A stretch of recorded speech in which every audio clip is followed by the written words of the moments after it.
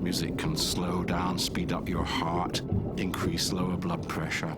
It can alter the flow of hormones in the bloodstream. So when we listen to music, we are hearing a kind of neurochemical score in the body, just as detailed as the one that exists in the page or on the digital soundtrack.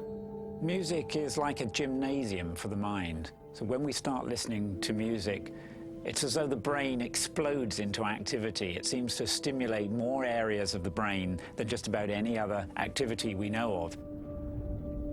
Music has the capacity to express our intelligence, to express our emotions. It has the ability to energize us, make us want to dance, run around. It has extremely powerful properties that allow us to feel we're having a shared experience and a bonding experience. It has the ability to trigger memories that are very meaningful to us. So what happens with all these wonderful feelings and sensations if you're unable to hear normally? Do you lose them completely? Or do you find some other way back in?